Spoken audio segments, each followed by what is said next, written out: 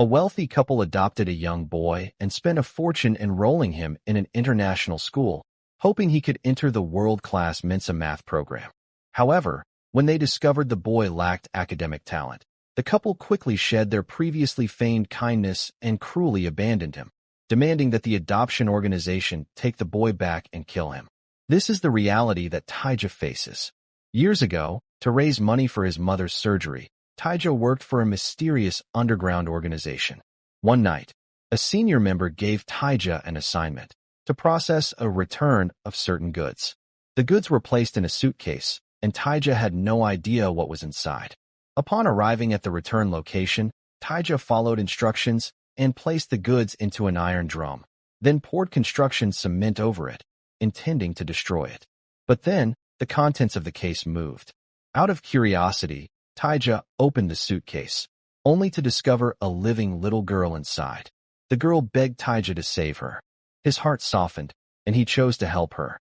In that moment, he understood the organization's secret. It turned out this was an illegal child trafficking and adoption organization that provided children to couples in need. But for most adoptive couples, these children weren't their sons or daughters. They were merchandise. If the couple was dissatisfied after adoption, they would demand a return. Return didn't just mean sending the children back. It meant having them killed. After learning the organization's secret, Taeja repeatedly helped children in secret, rescuing those who had been returned for processing. He sheltered them in an abandoned bathhouse in an underground building, providing them with supplies and privately raising and caring for them. Taeja had been doing this for over 10 years. Over the years, as more and more returned children arrived, the bathhouse became increasingly lively. 10 years later, the once returned children had all grown into teenagers. To them, Uncle Taeja was family, and this humble bathhouse was their home, a place where they depended on each other, hidden in a dark world. Among them, a girl named Yahyeon was the spiritual leader of the returned children. Since Uncle Taeja didn't have much money, most of the time the children could only survive on instant noodles and simple food. To avoid burdening their uncle, one night Yahyeon and her companions discussed sneaking out to enjoy a delicious fried chicken meal. The bathhouse was located in an elliptical underground building, with a casino above it. That night, Yahyeon led the children into the casino and caused chaos. While the casino was in disarray, the children managed to grab 5 million won and went out to buy 2 boxes of fried chicken. However, Taeja soon discovered the children had snuck out. To teach the rebellious children a lesson, Taeja made 4 of them practice shooting, requiring them to aim at targets in front of them. In the children's eyes, the targets seemed to transform into the adoptive parents who had once abandoned them. Among them, one boy had been abused by his adoptive father after being adopted. One girl had been physically violated by her beastly adoptive father. Another child had been adopted by a church pastor, only to suffer violence. All the experiences they had endured now transformed into the children's hatred.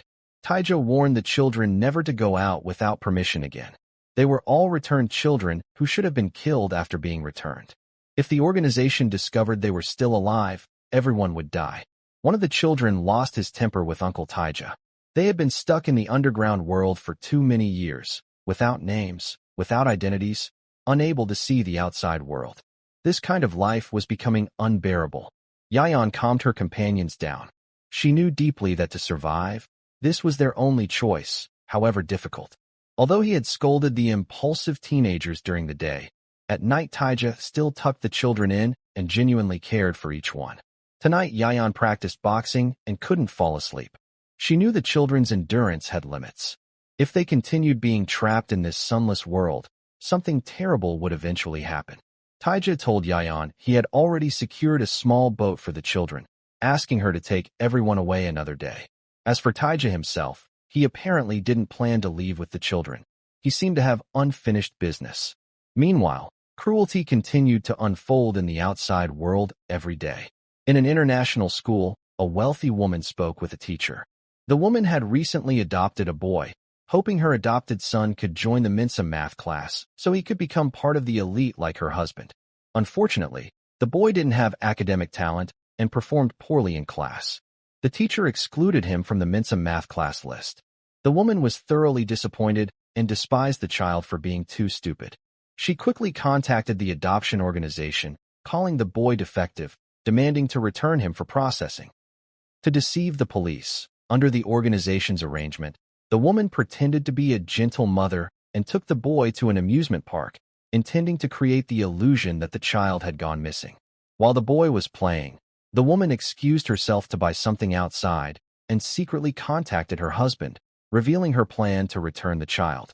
Although they had no blood relation, they had at least spent some time together as mother and son. Yet now, discussing the return, the woman showed no reluctance whatsoever.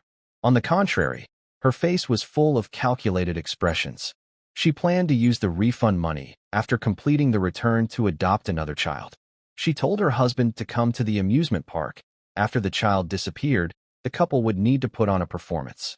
Taeja was responsible for handling the return. He lied to the boy that his mother had been in a car accident and was taking him to the hospital. After the child disappeared, following the pre-written script, the woman and her husband performed an excellent drama at the amusement park, weeping over the loss of their beloved son. In the darkness of night, Taeja woke the boy in the car and told him the cruel truth. He had been abandoned by his adoptive parents. The boy refused to believe it, so Taeja showed him the conversation between himself and the woman. Every word clearly recorded the woman's cruelty. Taeja told the boy that his adoptive parents were bad people who casually bought children and ruthlessly abandoned them when dissatisfied. They didn't deserve to be parents. If the boy wanted to survive, he had to trust him. Then Taeja gave the boy a simple hand-drawn map, telling him to go to the location marked on it, where children like him would be waiting. However, after Taeja left, holding on to a thread of hope, the boy used a public payphone to call his adoptive mother. At that moment, the adoptive mother was mocking the boy they had abandoned with her husband. When she received the boy's call, the woman was startled. The boy who should have been processed and killed was still alive, which shocked them greatly. Through the phone, the boy clearly heard his parents' conversation and finally realized he had been ruthlessly abandoned. In that dark moment, the boy could only cry in despair. Because of the boy's phone call, the adoption organization learned that the boy hadn't been dealt with yet. The organization's hitman, Manager Jong, contacted Taeja's senior and demanded they find the boy. At that moment, following the map Taeja had given him, the desperate boy arrived at the bathhouse and rang the doorbell. Yahyeon, who had already received word from Taeja, opened the door for him. Yahyeon led everyone in celebrating the new boy's birthday. This had become a rule in the underground bathhouse. The day children joined was their birthday, signifying the abandonment of the past and a new beginning. In the warm underground world, the children told funny stories, trying to cheer up the crying boy. But then, they heard police outside searching for the boy. Yahyeon inquired and learned that the boy had called his mother on the way there. Yahyeon realized something was terribly wrong. She quickly jumped on her motorcycle and sped away. Just as she had predicted, the organization's senior member found Taeja and discovered the iron drum that connected to the underground bathhouse. At that moment, Manager Jong arrived, shot the senior member, and demanded Taeja hand over the children. Taeja refused and engaged in fierce gunfire with Manager Jong. Under the dark night, Manager Jong and his subordinates relentlessly pursued Taeja. In the chaos, Taeja tumbled off the highway with his vehicle. Yahyeon, who had raced over on her motorcycle, witnessed the explosion of Taeja's car with her own eyes. Afterward, the children saw the news and learned that after the car accident, Uncle Taeja had gone missing. One of the girls Taeja had protected became emotional and blamed the newly joined boy for exposing their location. In her urgency, Yahyeon slapped the girl, reminding her that none of them present were perpetrators. Just then, a doorbell rang outside the bathhouse, which was blocked by an iron gate. Clearly, people from the organization were searching for the little boy who should have been processed as a return. At this critical moment, the older children reminded the little boy not to make a sound. When they detected no movement inside the bathhouse, the organization members finally left reluctantly. Yahyeon and her companions realized the danger. They knew deeply that this place was no longer safe to stay, so they immediately packed their belongings, planning to leave quickly. Yahyeon struggled to hold back her tears as she entered Uncle Taeja's room and discovered some materials hidden in his safe. Besides the adoption organization's relationship chart and the adoption records of Yahyeon and her companions, there was also a letter Taeja had left for Yahyeon. In the letter, Uncle confessed that when he first took on the assignments, he had already guessed that the so-called return processing didn't refer to disposing of waste materials but living people. Initially, to survive, Taeja pretended not to know until he met Yahyeon. From Yahyeon's pleading eyes, Taeja seemed to see the children he had killed with his own hands. To atone for his sins, Taeja began saving returned children one after another. However, even after rescuing many children, in Taeja's eyes, he was still an unforgivable murderer. After reading Uncle's letter, Yahyeon felt heartbroken. As she continued searching, Yahyeon found a small voice recorder in the box. When she played it, she discovered it contained recordings of what parents had said when abandoning their children. Every parent expressed agreement to kill and destroy the children they had adopted for over 10 years, with reasons amounting to dissatisfaction with the product quality. The abandoned children were all companions now hiding with Yahyeon in the underground bathhouse. At that moment, her phone received a message showing the smuggling time and port location. This was Yahyeon and her companion's only chance to escape by a legal passage. Before leaving, Yahyeon told everyone that once they left, they must forget everything about this place and live the free, new life Uncle Taeja had hoped for them. Just as she finished speaking, an explosion occurred outside the bathhouse. It was the organization's hitman, Manager Jong, arriving with his men. Having failed to find the escaped boy earlier, Manager Jong had led his subordinates to search the entire area and concluded that the children who shouldn't exist were hiding inside the underground bathhouse. In the darkness, Manager Jong ordered his men to start an excavator, attempting to completely overturn the bathhouse. Seeing the killers about to break in, at this critical moment, the children broke the windows and collectively escaped through the back door. With everyone's concerted effort, Yahyeon and her companions successfully evaded their pursuers and left the bathhouse. However, this dangerous journey had only just begun. Outside the bathhouse incident, Sehee, a representative of a medical foundation, came to a church to meet with a woman. The woman was dressed as a noblewoman, her face showing visible pain. She claimed her husband was a perfect man, but she, as his wife, was unable to conceive. The woman commissioned Sehee to find a perfect child worthy of her husband. Sehee nodded in agreement. Actually, she also had an almost perfect daughter. Her daughter, Soya, had an outstanding appearance and was intelligent, a perennial top student at school. The little boy who had newly joined the underground bathhouse had previously been Soya's classmate at the international school and was a younger boy she liked. After the boy stopped coming to school, classmates gossiped. Some said the boy had been sent to a psychiatric hospital, while others said they saw the boy's mother still laughing and chatting. Worried about the boy, Soya became distracted, which drew a stern reminder from her mother, demanding that her daughter always pay attention to her manners when outside and be like herself, the most perfect existence at all times. That day in the car, Sehee told her daughter about her childhood story. When she was in school, Sehee had always believed she would die if she didn't get first place. But she was still alive and well now. Soya thought her mother was comforting her, but the next second her mother quickly switched to a sinister expression, claiming she hadn't died because she had never missed first place. Soya had always felt her mother was hiding something. To probe the secret behind it, Soya went to see Manager Jong. Publicly, Manager Jong was a boxing athlete acquainted with Sehee. Facing Uncle Manager Jong, Soya wanted to ask about her mother and learn the truth behind the boy's disappearance. But after careful consideration, she stopped halfway through what she was about to say. As dawn broke, Yahyeon led her companions to the smuggling port to meet with the broker in charge of the illegal passage. The man treated them to dinner, gave them travel money, and personally escorted them to the truck at the dock. However, after they got in the vehicle, people outside quickly shut the door. Yahyeon sensed something was wrong and struggled with all her might alongside her companions. At that moment, Manager Jong arrived with his men. It turned out that during the day, Manager Jong had found Yahyeon's dropped phone in the bathhouse and learned about the smuggling plan from it. Facing their pursuers, the children didn't panic but successfully escaped using their wits. Yahyeon was accidentally trapped and held at gunpoint by Manager Jong. However, relying on the marksmanship Taeja had taught her over the years, Yahyeon surprisingly managed to seize the gun. But she didn't aim at Manager Jong. Instead, she deliberately shot wide. At that moment, her companions rushed back, and Yahyeon quickly left with everyone. The children stayed in a shabby inn, and Yahyeon played the recording uncle had left for everyone. Hearing their respective adoptive parents' heartless voices and the words abandoning them, all the children were grief-stricken. They had naively thought they were abandoned because their parents had financial problems or other unavoidable difficulties. But in the end, they discovered that in their adoptive parents' eyes, they were merely products bought with money that could be returned at any time. In their sorrow, the children unanimously decided to find out the truth.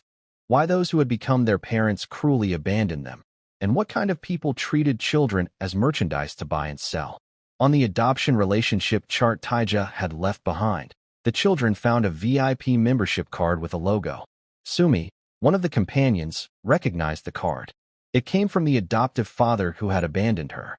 The adoptive father, Mr. Han, was a private elementary school principal, a gentleman on the surface, but actually a lustful man, especially fond of young girls. While adopting Sumi, Mr. Han had hypnotized his daughter and violated her during the process. He was an absolute scumbag. Today, Yahyeon, Sumi, and 2 male companions, 4 people in total, officially launched their revenge operation. The 2 girls followed Mr. Han, who was attending a party that night. After the party ended, Yahyeon disguised herself as a designated driver and successfully picked up Mr. Han. Seeing the driver was a beautiful young woman in the car, Mr. Han's eyes naturally showed lustful desire. After getting out of the car, he asked Yahyeon how old she was, guessing the girl before him was at most 20, and invited Yahyeon into his home for coffee. Seeing the lustful man take the bait, Yahyeon explained that she was short on money and would do anything that could earn money. Mr. Han's lust arose, and he bluntly stated he liked young girls. Yahyeon took the opportunity to claim she knew an underage disabled girl. Mr. Han immediately beamed with delight and told Yahyeon to bring that girl over. Meanwhile, Yahyeon's male companion Son was already prepared. Son, dressed as a girl, entered Mr. Han's home according to plan. Mr. Han believed it was real and began groping the young girl. But when he removed the girl's wig, he was shocked to discover the young girl before him was actually a boy.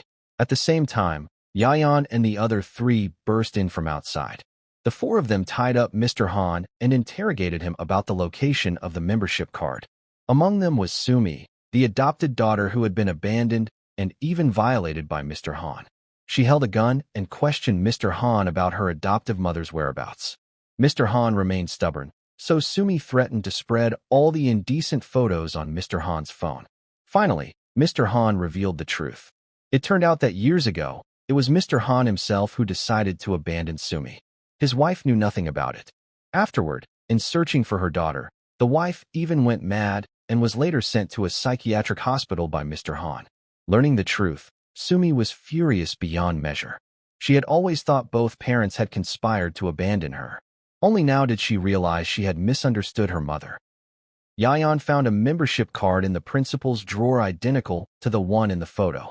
The boy standing guard outside overheard through wiretapping that the police were about to arrive and notified everyone to leave quickly.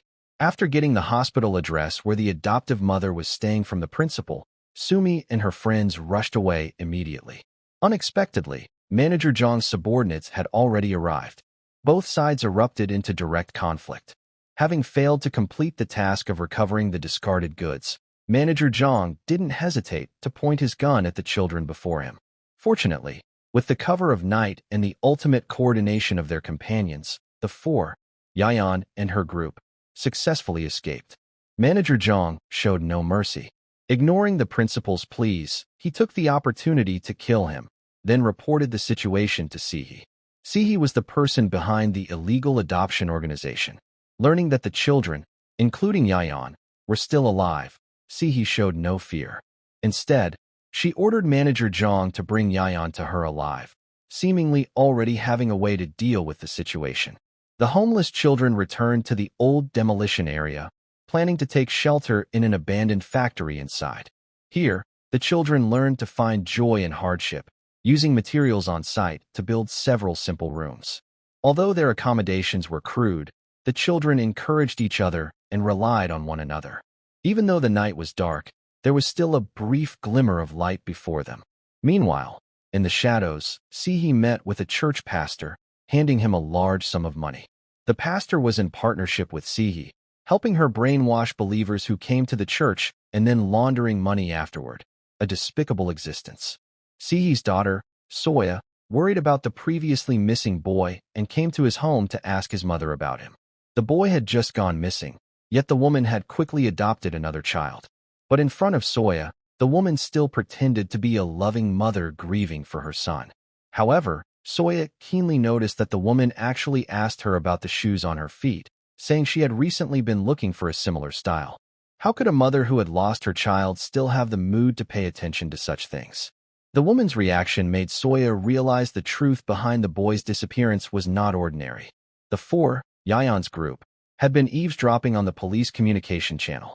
That day, a voice came through the police radio, and the four learned that Sumi's adoptive father, the lustful principal, had been found murdered at home. Although they weren't the ones who killed him, the surrounding surveillance cameras had inevitably captured some traces. To avoid police investigation, it seemed they would have to move to a completely new residence again. Sumi had brought back her adoptive father's phone. Soon, her adoptive mother called. However, the adoptive mother seemed aware of the current situation and kept hinting that Sumi must not come to the hospital. After ending the call, Sumi cried herself hoarse. She was both so unfortunate and so fortunate to have met a mother who truly cared for her. For the adoptive mother, speaking so cryptically in the phone call earlier was because the call was made under Manager Jong's threat. For her daughter's safety, the woman absolutely didn't want the child to come to the hospital. However, to help Sumi, Yahyeon and the group still decided to go to the hospital to find Sumi's mother. Also, regarding the purpose of that membership card, perhaps Sumi's mother was currently the only breakthrough. Late at night, following the address given by the lustful adoptive father, the four arrived at a psychiatric hospital. The hospital had long been abandoned. The four split into two groups and entered, trying to bypass the front desk nurse's line of sight to reach the corridor directly. Unfortunately, the nurse discovered them and unexpectedly called for backup. What was more dangerous was that subordinates arranged by Manager Jong had gathered and appeared. Yahyeon and her friends fought with their opponents while searching for Sumi's mother. Fortunately, during the chaos, Yahyeon decisively rushed forward, taking the opportunity to lock the door and block the thugs outside. At that moment, Sumi also successfully found her adoptive mother in a certain ward. The woman shed tears and desperately embraced the daughter she had been separated from. Sumi became even more certain that her mother had never abandoned her. The mother apologized to Sumi. In fact, from the moment she adopted Sumi, she had regarded the girl as her own biological daughter. Sumi hoped her mother would reveal the inside story about the adoption organization and the secret of that membership card. However, to protect her daughter, the mother only emphasized that they were an extremely dangerous and terrifying group of people, telling her daughter not to continue investigating.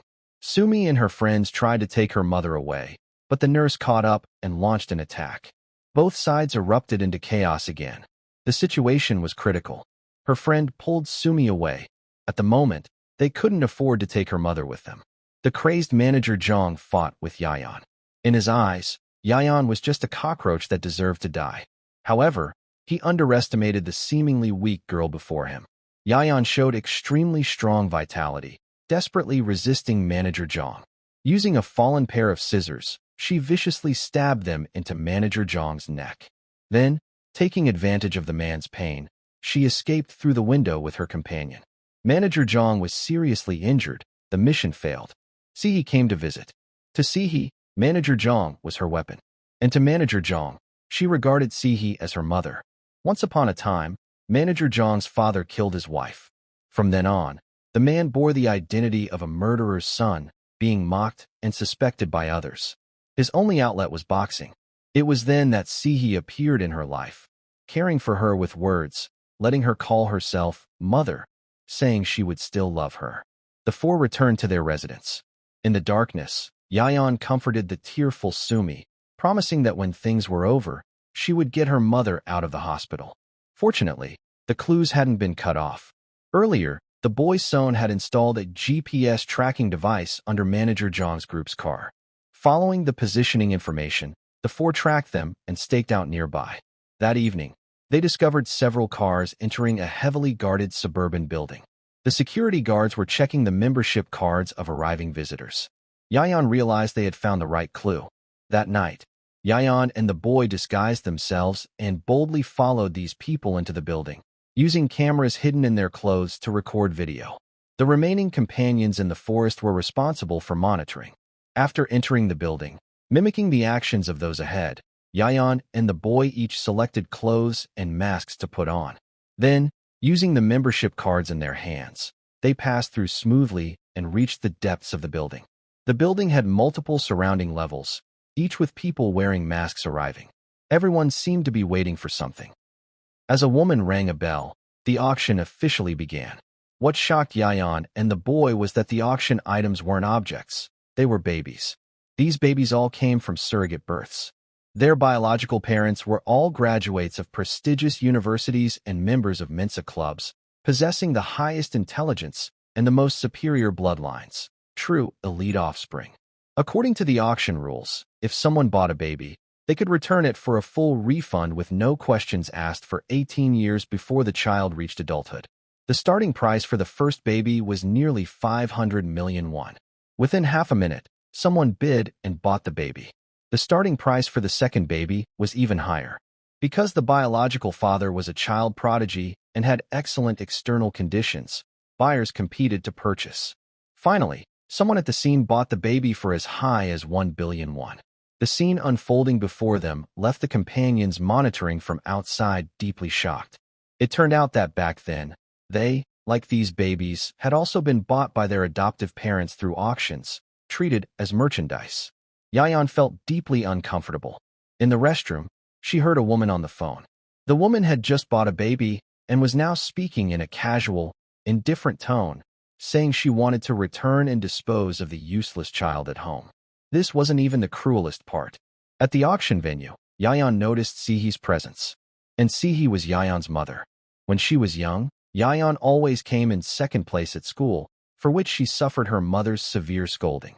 To Sehee, in a society where the weak are prey to the strong, her daughter had to take first place. After leaving the auction venue, Yahyeon and her friends began analyzing the clues. The four determined that a mysterious organization illegally adopting children existed. The so-called adoption wasn't just providing children to wealthy customers. It was manufacturing children using sperm and eggs. The selected sperm and eggs must all come from the most excellent elites to ensure superior genes. Obviously, the men and women who donated most likely had no idea what the organization was doing with their sperm and eggs. The babies born from this were naturally illegal existences. Among the four, the boy Assel mentioned a term, baby factory. During World War II, the German Nazis had done similar things, aiming to create the so-called most perfect genes and purest bloodlines.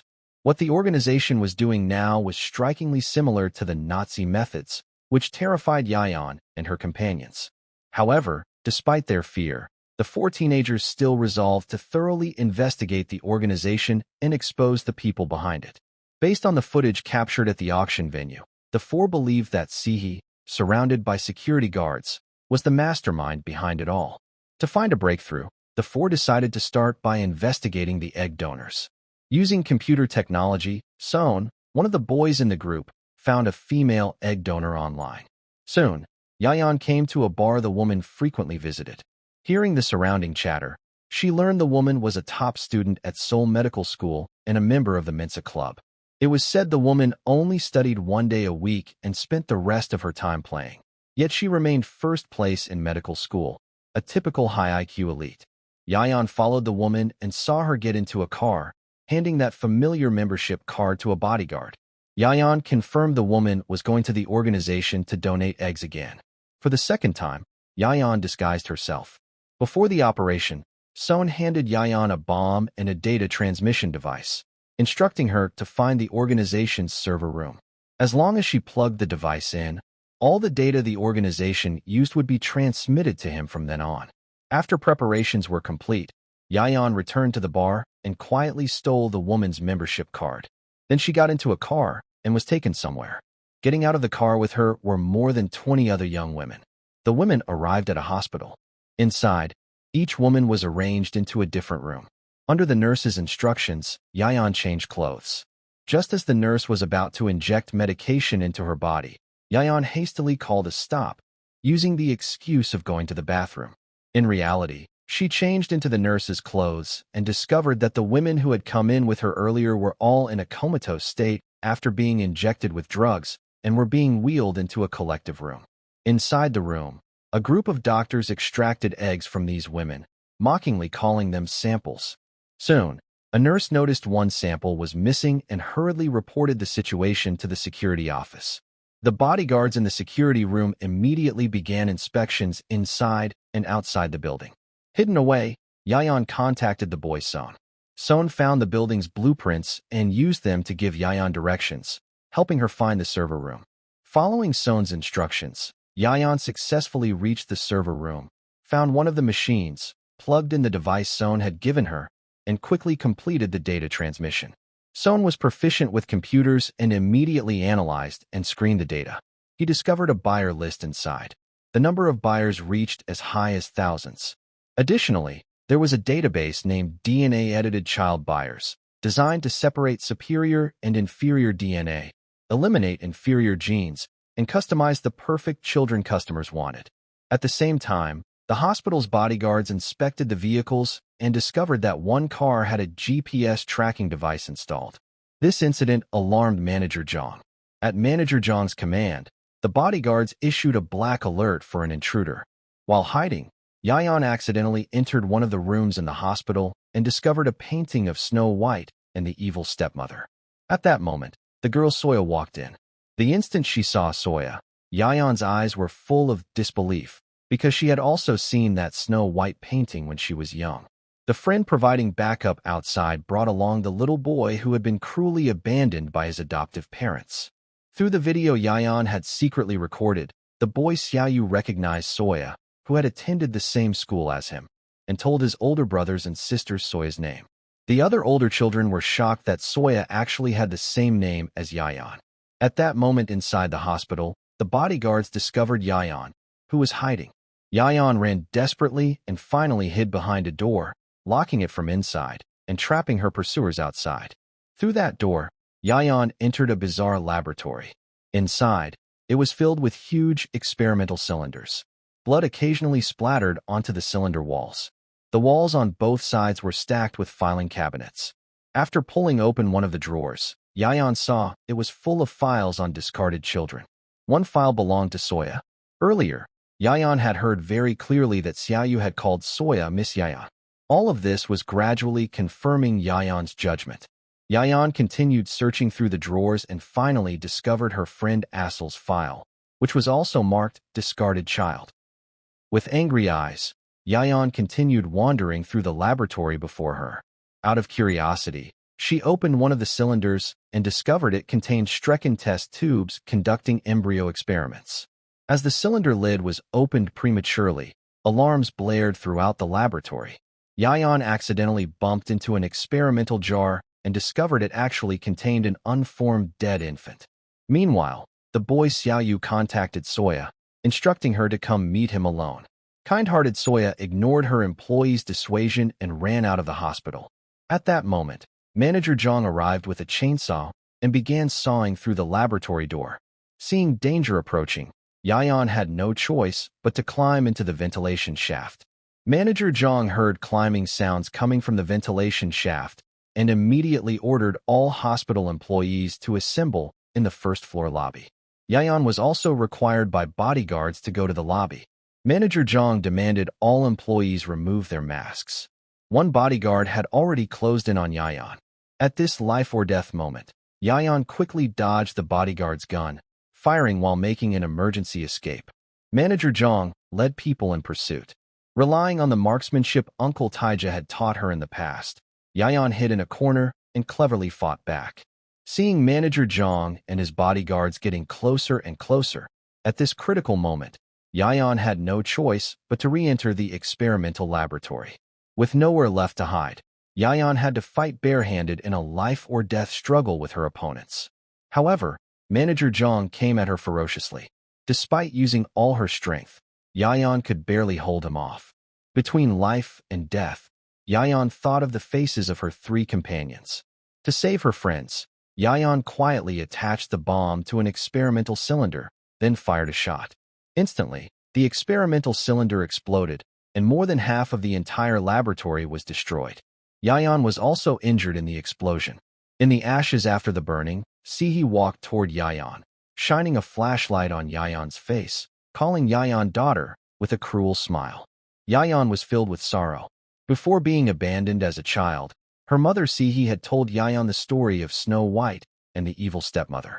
However, in the version Sehee told, the stepmother wasn't a stepmother. She was Snow White's biological mother. Perhaps Yahyeon had long known that Sehee was her biological mother. Just because she didn't come in first place at school, she was deemed useless by her biological mother. Even facing her biological daughter, Sehee remained extremely cold, asking her daughter why she was still alive and regarding her as a useless girl. Fortunately, to save Yahyeon, her friends kidnapped Sehee's current adopted daughter Soya, planning to exchange Soya for Yahyeon. Sehee had no choice but to order Yahyeon's release. The older children promised to return Soya to Sehee and quickly took the injured Yahyeon away. Sehee brought the unconscious Soya home. At the same time, she ordered manager Jong to prohibit Soya from going out once she woke up. It turned out that Sehee's rescue of Soya wasn't out of mother-daughter affection. It was simply because Soya was useful to her.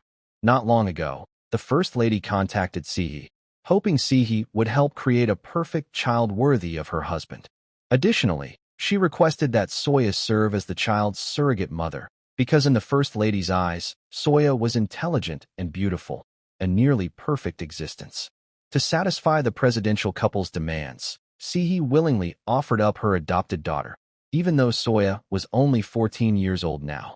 In the darkness of night, the friends brought Yahyeon to their residence. Yahyeon was seriously injured. During her coma, her mind constantly replayed her mother Sehee's cruelty. Once upon a time, to train Yahyeon's endurance, Sehee required her young daughter to practice holding her breath underwater. When the girl couldn't bear Sehee's pressure, Sehee ruthlessly pressed her daughter's head firmly into the water. By the next day, Yahyeon still hadn't regained consciousness. Her body was in a feverish state. The situation was dangerous. The friends planned to fetch a doctor named Park. When Uncle Taeja was alive, he had brought Dr. Park to treat them before. But without money, Dr. Park wouldn't come. Left with no other option, the children decided to steal money from the church's offering box. However, the boy Son kept hesitating because the church pastor had been the adoptive father who abandoned and hurt him. The girl Sumi rebuked Son's weakness. She knew that all these years, every night when sleeping, Son would murmur in his sleep, admitting fault to his adoptive father and praying to the Lord for redemption. But those weren't his mistakes. Should he keep running away out of fear? It was time to face it. Now they were here. They would face the demon together, face the trauma they had suffered. Facing Sumi's sincere words, Son couldn't help but shed tears. That day, Son and his friends came to the church. The greedy pastor greeted a batch of believers with a smiling face. The ignorant believers donated large sums of money into the offering box. At that moment, the pastor was brainwashing the next batch of believers, telling them to give their worldly possessions to God. While the pastor prayed, the teenager Assel Pride opened the offering box and stole the money. Son placed an accelerant device inside. What followed was the offering box burning down, all the dirty money going up in flames. While the children obtained the money, Dr. Park arrived and gave Yahyeon emergency treatment. While the friends waited for Yahyeon to wake up, Sehee continued committing sins. That day, Sehee carefully dressed up her adopted daughter Soya and brought her to the presidential couple's home. Due to Sehee's meticulous training over the years, Soya was well-educated and refined. In front of the First Lady, she was gentle and elegant, with impeccable manners and etiquette. The First Lady was somewhat worried whether Soya's body could withstand surrogacy. Sehee replied that Soya had already had her first menstruation and could fully endure it. The First Lady requested to speak with Soya alone, hypocritically asking the girl if this was voluntary. The girl obediently nodded, as if she were a robot meticulously trained by her mother. She wanted to become a daughter who could help her mother, so as long as it was her mother's wish, she would do her utmost to fulfill it. Outside the door, Sehee, who had been eavesdropping on the conversation, revealed a smile of satisfied desire. Under the promotion of the president and others, the National Assembly was attempting to pass a bioethics law amendment, commonly known as the Child Purchase Law. On the surface, the bill was under the banner of boosting fertility rates, but in reality, it legalized the trade of sperm and eggs and allowed genetic manipulation of fetuses through technology. As the bill progressed, it sparked massive public opposition, with people believing the bill violated moral ethics. Sehee invited a collaborating legislator to her laboratory and brought up the bill. In Sehee's view, survival of the fittest was a natural law, and a bill that followed natural law should naturally pass. Sehee introduced to the legislator the embryo experiments she was conducting, pointing one by one to several almost fully formed babies, stating that these were all fetuses that had been returned and processed due to various problems. At Sehee's command, staff poured the fetuses, which Sehee called waste, into a pool, then used a blender to grind up all these lives that could have been born. Witnessing this extremely cruel scene before him, even the usually ruthless legislator couldn't help but feel nauseous and disgusted. Son's adoptive father, the greedy pastor, met with Sehee. Over the years, the pastor had cooperated with Sehee to help her launder money. Yet he still wasn't satisfied and was thinking that if one day the bill officially passed and a sperm and egg exchange was established, they could then establish a one-stop service center handling everything from birth to disposal, and have Sehee given the management rights to the service center. After a whole day, Yahyeon finally woke up. Learning that her friends had pried open the offering box to steal money to pay for medical expenses, Yahyeon was moved and spoke with Son. Son was still trapped in fear. After so many years, seeing the pastor adoptive father again, he had thought he could face that demon with his head held high. But the reality wasn't so. He was very afraid and didn't even dare to meet his adoptive father's gaze. On the contrary, he really liked the time spent with Uncle Taeja and friends in the underground bathhouse. Huddled together, they were happy. Yahyeon looked at Son with determined eyes.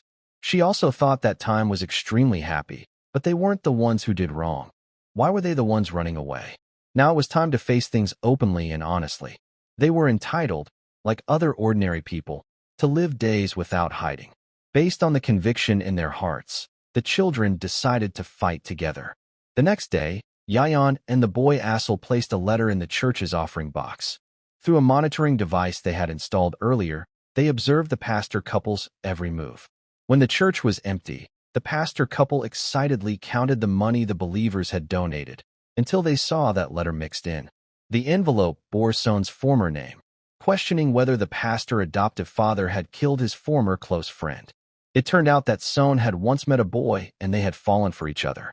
However, when the pastor adoptive father found out, he made Son carry a cross and beg for repentance before the Lord, denouncing Son's liking boys as shameful.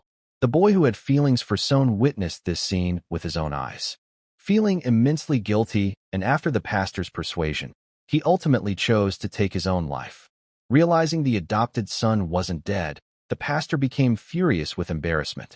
He happened to find a fortune-telling parlor flyer in the offering box and immediately went there with his wife to find a shaman to exorcise evil spirits. The shaman was Sumi in disguise. The pastor couple had no idea and asked the shaman to curse their adopted son to death.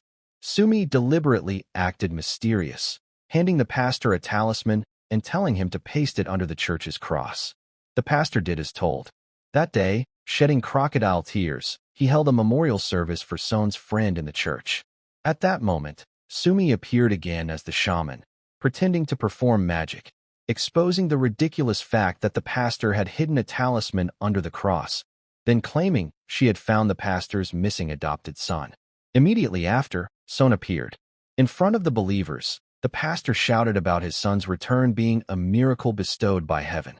But when embracing his son, he denounced Son as a disgusting creature. Son was no longer afraid. He ambushed his adoptive father with a stun baton, then joined forces with his friends to tie him under the cross, just as the pastor had once treated him.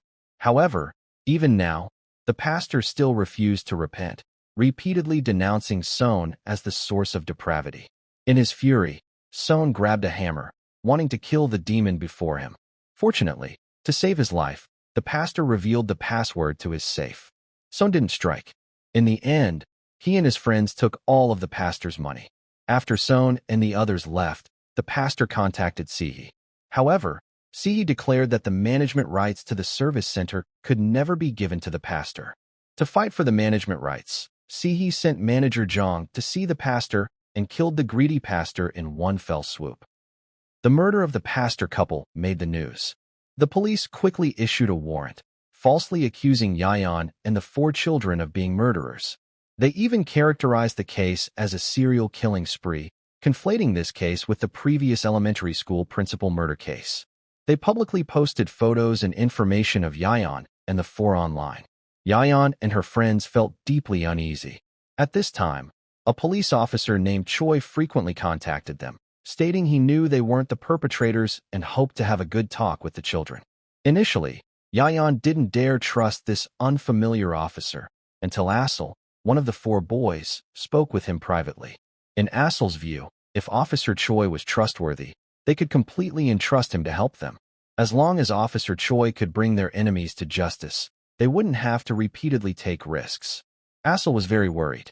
If things continued this way, he and his companion's situation would be dire. Looking at Asel and his friends' faces, and reading the message Officer Choi had sent, Yahyeon made a decision. She would go alone to meet Officer Choi. Right now, the officer was their only hope. To be safe, Yahyeon didn't meet the officer face-to-face directly.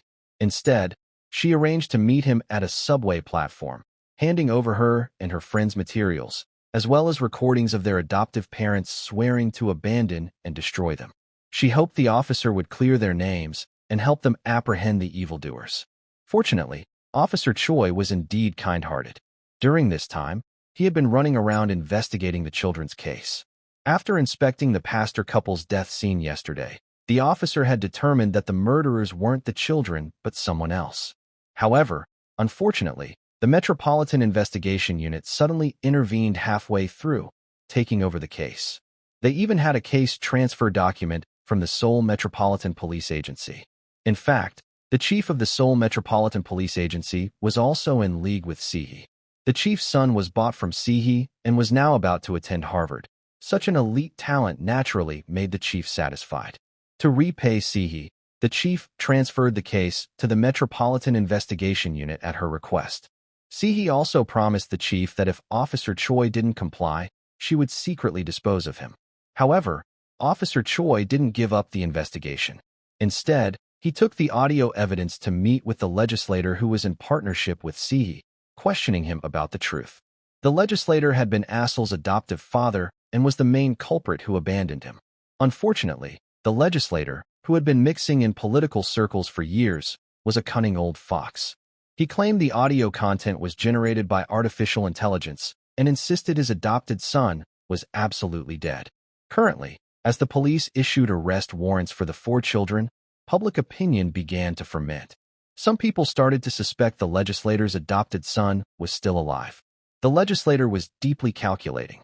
He didn't hesitate to kneel before reporters together with his wife, tearfully begging reporters to spare their adopted son who was already in heaven. After this carefully designed publicity performance, the surrounding reporters finally left. However, in fact, compared to the pastor couple who had died earlier, the legislator couple's evil absolutely surpassed theirs. Back when Asel became the legislator's adopted son, he suffered bullying treatment from the legislator. Just because Asel accidentally entered the kitchen without permission, the legislator beat him with fists and feet, even requiring Asel to bark like a dog, raising a perfectly good boy as if he were a dog. Back then, to garner sympathy votes in the election, the legislator didn't hesitate to exploit his adopted son. After abandoning Asel, the legislator couple held their adopted son's posthumous photo and cried bitterly in front of the media, performing a touching family drama. Now, to thoroughly eliminate his adopted son Asel, the legislator contacted a group of North Korean assassins, paying a high price to buy Asel's head. At the same time, turmoil erupted on Sehee's side. Because an adopted son who should have been dead suddenly appeared alive, it caused panic among the other buyers. They worried that children they had returned for processing might also not be dead yet, and they flocked to Sehee's auction center demanding an explanation. Sehee's subordinates showed the buyers photos of destroyed goods. The photos showed these children had all been discarded and buried. They claimed the probability of problems with return defective products was less than 1%. Sehee also made a promise to the buyers. If the 1% unexpected situation occurred, she would provide each buyer with 10 billion won in compensation. While stabilizing the turmoil, the adopted daughter Soya was about to become the surrogate mother for the presidential couple. That day, Soya was going to the hospital to have a fertilized egg implanted in her body. Before leaving, Soya expressed her concerns to manager Jong, whom she regarded as an uncle. If she got pregnant and gave birth to a child, would she also be abandoned by her mother? The driver was taking Soya to the hospital when unexpectedly, Yahyeon suddenly appeared and rescued Soya without hesitation. It turned out that early on, Soya had been secretly contacting Yahyeon and the others, begging them to help her. In the car, Soya asked Yahyeon if she wasn't afraid of their mother. Yahyeon answered that she had been afraid before. However, the barefoot aren't afraid of those wearing shoes. They only had one life. At worst, they would risk their lives. But Sehee possessed too many things. She should be the one afraid of losing. While talking, Yahyeon received a message from Officer Choi. The officer warned her that the legislators seemed to have discovered the secret hideout of the four. Yahyeon immediately contacted her friends, urging them to flee quickly. At that moment, Officer Choi was driving and following Manager Jong. But Manager Jong had already noticed and pressed a prepared bomb mechanism, causing Officer Choi and his car to be blown up. Manager Jong was following Sehee's orders to kill and silence witnesses. A moment earlier, learning that Soya had been kidnapped, Sehee had ordered her subordinates to bring her back at all costs. At that moment, the legislator and the North Korean assassins he led had already found Yahyeon's friends first. The friends didn't have time to escape and could only fight the assassins. Unfortunately, the barehanded children were no match for the assassins. They were quickly all subdued. The legislator mocked his adopted son, whom he regarded as defective merchandise, rebuking him for only causing trouble from the past to now. He even demanded again that Assel bark like a dog as before. To protect his friends, Assel had no choice but to do as the legislator said, humbly barking like a dog over and over before his former adoptive father. Afterward, Assel kept begging the legislator, promising to die as his adoptive father wished, only hoping his father wouldn't hurt his friends. However, after being untied, Assel grabbed a knife and held the legislator hostage, demanding he release his friends. The assassins released Assel's friends according to the legislator's instructions. But suddenly, Manager Jong's bullets ruthlessly struck, hitting Assel one after another. The legislator thought he was saved, but Manager Jong's next shot was aimed at him. The legislator was killed, and Assel was also gravely wounded. At that moment, Yahyeon returned with Soya. Seeing Assel about to die, Yahyeon became extremely emotional and couldn't stop crying. The assassin's Manager Jong showed no mercy. They poured gasoline all around, ignited the flames, and trapped all the helpless children in the fire. Even in the firelight, a familiar figure approached. It was Uncle Taeja. It turned out that after the car accident that day, Taeja hadn't died, but had escaped with injuries. Afterward, he had been in a coma in the hospital.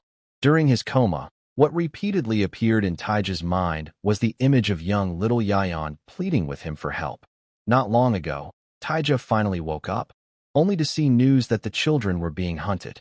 At this moment, with Taeja's help, the children pulled themselves together and carried Assel away. Manager Jong aimed his gun at the group attempting to escape, but seeing Soya's face in the car window, he ultimately couldn't pull the trigger. Afterward, Sehee gave Manager Jong a slap, suspecting he had deliberately let them go. She reminded him that although Soya was her most beloved child, it was merely because Soya was the most useful. Manager Jong shouldn't invest emotions in children. To Sehee, Manager Jong was just a weapon for eliminating discarded children. The children wailed and cried, praying that Assel could survive. Unfortunately, fate was unjust, and Assel ultimately left this world. Yahyeon was extremely devastated. As the leader among the children, she had promised to let her friends live ordinary, free lives. But now Assel was gone.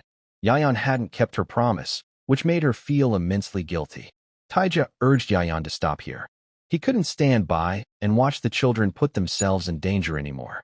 Yahyeon refused to listen to Taeja, knowing deeply that even if she didn't act, Sehee would still hunt them down mercilessly.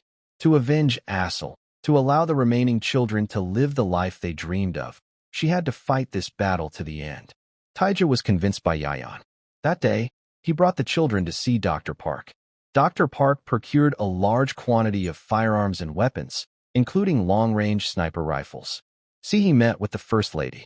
The First Lady saw the news and learned that the pastor and legislator had died one after another. She worried the matter would implicate her. However, Sehee's tone was crazed, believing the current situation was actually good for the First Lady. At least now no one knew the secret between them. In Sehee's view, now that the relevant bill had passed and the technical difficulties had been overcome, the gene-editing baby project would proceed smoothly in the future. To complete this perfect project and cover up the secret, Sehee decided to recall the children previously sold, to eliminate all past mistakes one by one. To this end, Sehee sent people to mail cards to the parents who had purchased children. The cards stated that these people's children were defective products, promising to compensate them with perfect children, asking if they wanted to return the children for processing. Just a few days after the cards were sent out, 96% of parents all chose to return, all believing their children had various defects. Sehee even directly ordered manager Jong to kill Soya. That night, led by Soya, Yahyeon and her companions arrived outside Sehee's home. Taeja went deep inside, fighting with Sehee's subordinates. After subduing them, he took a phone from one of the subordinates. On the phone, the children saw a return application form. Taeja was also somewhat surprised by this. Generally speaking, only buyers would return products due to dissatisfaction. This was the first time the organization had actively initiated returns. On the return list, the children saw information for 2 children, a boy and a girl. Currently, only the parents of these 2 children hadn't decided to return them yet. Yahyeon judged that among the parents, there were also some with a bit of humanity who couldn't bear to part with their children. Indeed, after receiving the cards sent by the organization, only 2 children's parents fell into hesitation. One was a doctor. The woman had wanted to train her son to become a brilliant baseball star. Unfortunately, during one practice, her son injured his shoulder and from then on had to leave the world of baseball. The other pair of parents was a relatively ordinary couple. After receiving the message that their child was defective, the woman chose to quietly delete the message. She loved her daughter very much. Regrettably, the daughter had been chronically ill. A new drug that could stabilize her condition had recently been released, but the price was too expensive. The couple was also caught in a struggle. To persuade the remaining 2 clients to make a choice, Sehee personally met with the 2 women. She handed the boy's mother a test report, claiming the boy's genes weren't superior and that from the beginning he didn't have the talent to play baseball, urging the woman to cut her losses and choose to return him. Afterward, Sehee also urged the girl's mother not to tough it out, promising to exchange her for a healthy, perfect child. The girl felt guilty toward her mother, blaming herself for not being able to help her mother like other children. The woman held back tears as she put her daughter to bed, telling her not to overthink things. Her husband had also received a message asking if they wanted to return the child for processing. The woman demanded her husband delete the message immediately, but at the same time, her heart fell into hesitation, not knowing what to do. Yahyeon and her companions planted a virus link in the woman's phone, thereby eavesdropping on the conversation between the woman and Sehee, completely seeing through Sehee's detestable nature. To thwart Sehee's terrible plan, that night, Taeja and Yahyeon came to the woman's home, showing her photos of returned children who had been killed. Once they chose to return the child for processing, the child would meet the same tragic death as those in the photos. The woman shed tears. She didn't want her daughter to be harmed. Yahyeon knelt down, begging the woman and her husband, hoping they would help the other children and spare them from Sehee's poisonous hands. The same night, manager Jong burned his old boxing gloves and photos with Sehee, seemingly having made a different choice in his heart. The next day, Sehee organized a parent-child camping trip, inviting all the parents and children who had applied for return processing to participate together. Among them, the baseball boy's parents had already decided to abandon their son. Before departure, they made an excuse to take away their son's phone. Watching the parents and children arriving one after another, Sehee's memory was pulled back to many years ago. It turned out that as a child, Sehee had been abandoned by her mother because she despised her daughter for not being perfect enough. After arriving at the orphanage, Sehee had always won scholarships at school, but this also attracted jealousy from her classmates, who beat her. On the night she was bullied, little Sehee had wanted to kill her classmate, but looking at the photo of herself with her mother beside her, the girl ultimately only cut off her classmate's hair. At that moment, Yahyeon and her companions were ready. Before departure, Uncle Taeja instructed them to protect themselves, reminding them that revenge wasn't the primary goal. Yahyeon disguised herself as the woman's daughter and successfully entered the camping grounds under the couple's guidance. Afterward, she set up a gun on the rooftop, aiming at Sehee. But Sehee had already noticed and ordered manager Jong to knock Yahyeon unconscious. When she woke up, Yahyeon was already in the camping grounds, surrounded by children and their parents arranged in triangular formations.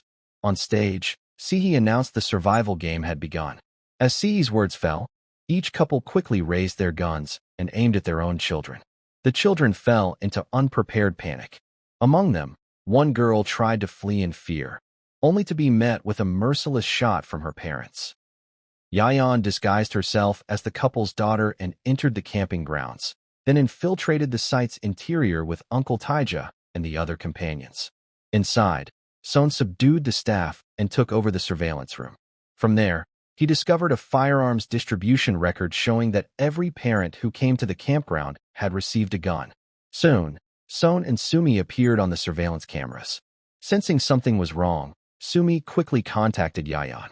However, communications had been cut off. Sehee already knew about the group's plan. Taeja, who had been lurking in the shadows, encountered manager Jong, and the two clashed. Taeja was no match and was severely injured. Son and Sumi were also surrounded by more henchmen who arrived. Even Yahyeon, who was aiming her gun at Sehee, was discovered by manager Jong and knocked unconscious. Sehee kept the children at the campground and had all the parents go to headquarters. At headquarters, according to Sehee's requirements, each parent had to record on camera their consent to abandon and destroy their child. They also had to state their specific reasons for abandonment. It was laughable. Most parents didn't have legitimate reasons. Some even just didn't like the acne on their child's face. When it was the turn of the girl Xiaoen's parents, Xiaoen's mother revealed her truest feelings in front of the camera. After learning that the medication to treat her daughter was abnormally expensive, her first thought was about the money they had spent to purchase the daughter initially. She did the calculation in her heart and felt it wasn't worth it.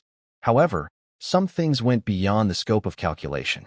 The woman then thought of those incredibly precious moments spent with her daughter as mother and child. She realized that some things couldn't be measured with money. Because of this, the woman gave up the idea of abandonment and was determined to continue being the girl's mother. Sehee scoffed at this and demanded the parents personally kill their children. Upon hearing they had to kill, all the parents clamored to cancel the returns until threatening gunshots rang out around them. In Sehee's view, even animals were divided into livestock and wild animals based on whether they were useful. Naturally, humans were the same. If brought home to be raised, they must be useful. If they lost their utility value, they should be slaughtered. Sehee even declared she would kill her own child today along with all the parents. After stabilizing the parents, Sehee came to see the children under the guise of therapy. The poor children didn't know their situation. Among them, the boy whose parents expected him to become a baseball star spoke about his inner feelings.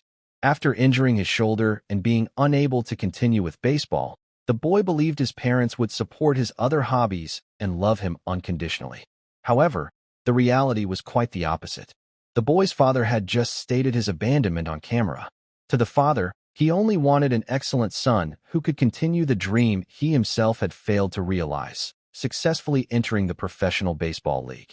Following this, under Sehee's direction, a cruel survival game between parents and children began. If the parents didn't shoot, they would be killed by the henchmen behind them. For self-preservation, this group of parents chose to point guns at the children they had raised for over 10 years. Among them, the baseball boy was also killed by the father he trusted most. Yahyeon was trapped in the middle, likewise held at gunpoint by Xiaoen's parents. It turned out that the woman's daughter had been captured by the organization. The organization made a promise. If the woman killed Yahyeon, they would spare her daughter. To become a mother who protects her daughter, Xiaoan's mother had no choice but to do this. At the critical moment, Yahyeon grabbed the gun from the woman's hand and took one of the henchmen as a hostage. Sehee still crazily wanted to kill the woman's child. At this life-or-death moment, the woman desperately threw herself in front of her child, only to be met with Sehee's merciless shot. Before dying, the woman expressed her final guilt and the love hidden deep in her heart to her child. Sehee ordered them to capture Yahyeon. Fortunately, Son cleverly used a stun baton to take down the henchman. At that moment, he and Sumi rushed to provide support, and both sides erupted in fierce gunfire. Unfortunately, the opponents had superior numbers. Moments later, Yahyeon's friends and Uncle Taeja were all captured. Seeing her companions being beaten, Yahyeon had no choice but to come before Sehee. Sehee was coldly resolute. In this world, there were mothers like herself, and there would also be daughters like Yahyeon who were destined to be killed by their mothers. With that, Sehee pulled the trigger aimed at Yahyeon. But suddenly, a police special forces team appeared, surrounding the scene and demanding Sehee disarm and surrender. It turned out that earlier, Soya had gone to visit the First Lady, revealing a huge secret to her. In fact, Soya hadn't become the surrogate mother for the presidential couple, and the president's sperm wasn't in her womb. It was in Sehee's own laboratory. In the laboratory were hundreds and thousands of eggs belonging to Sehee. Over the years, Sehee had collected sperm from excellent men everywhere and combined them with her own eggs, all to continuously experiment and create perfect children without defects. Soya was created this way. In other words, what Sehee was truly doing wasn't creating children for the presidential couple. She was attempting to create children belonging to herself. The enraged First Lady simply contacted the chief of the police agency, which led to the current scene. To get promoted and rich, the chief, who had previously cooperated with Sehee, turned around and obediently listened to the First Lady. Sehee had nowhere to turn for help. Seeing the police encirclement drawing closer, Manager Jong was still wholeheartedly protecting Sehee, whom he regarded as his mother. At that moment, he didn't hesitate to block the incoming bullets for Sehee, ultimately dying on the spot. The fleeing Sehee contacted the First Lady trying to seek help, but on the other end of the phone, the First Lady bluntly told her to go die. At this desperate moment, Sehee thought of the mother who had heartlessly abandoned her. Back then, her mother had taken little Sehee to an amusement park and told her daughter the origin of the name Sehee. Sehee's mother once had a female colleague. The colleague met a rich man and from then on defied fate and turned her life around. The mother hoped she could be like that colleague, so she named her daughter Sehee. It was also on that day that her mother claimed nonchalantly that she no longer needed her daughter because she had already found a wealthy patron to rely on. After saying these cruel words, the woman abandoned her daughter with a smile. Later, at the orphanage, little Sehee had tried to contact her mother, but on the other end of the phone, her mother showed no concern for her daughter's situation and instead regarded her daughter as a useless girl. Perhaps it was precisely this shadow that made Sehee yearn to become perfect, hoping that one day she could become a perfect daughter worthy of pleasing her mother. Now, with nowhere left to flee, Sehee came to the laboratory that had been mostly destroyed. Unwilling to give up, she carefully retrieved the remaining intact cultivation jars containing her eggs. At that moment, Yahyeon walked over and exposed her mother's patheticness with one sentence. What Sehee had created was never a perfect child, and so-called perfection absolutely wasn't about becoming someone like Sehee. After realizing the absurdity of herself, Sehee committed suicide with a gun, ending her seemingly perfect but actually twisted life. After the turmoil passed, Sehee's illegal adoption organization was thoroughly investigated. The same day, Taeja kidnapped those parents who had cruelly killed their children to a location. He himself willingly allowed the police to arrest him. Time flew by, 2 years passed. Now Sumi was in college, pursuing her former idle dreams again. Her adoptive mother, who had been released from the hospital, still regarded Sumi as her biological child. While caring for her, she also adopted the boy Xiaoyu. The family lived a happy, simple life. Son frequently visited Taeja in prison, sharing his wonderful new life outside with his uncle. He looked forward to the day when his uncle would come out and live a new life together with them. That day, the children came to the place they had agreed to meet. In a trance, they seemed to see the departed Assel reappear beside them. On a beautiful night, The children who had become each other's family enjoyed the scenery while sharing fried chicken, leaving a beautiful group photo of themselves huddled together in front of the camera. The end. Don't forget to like, comment, share with friends, and subscribe to the channel. See you in the next one.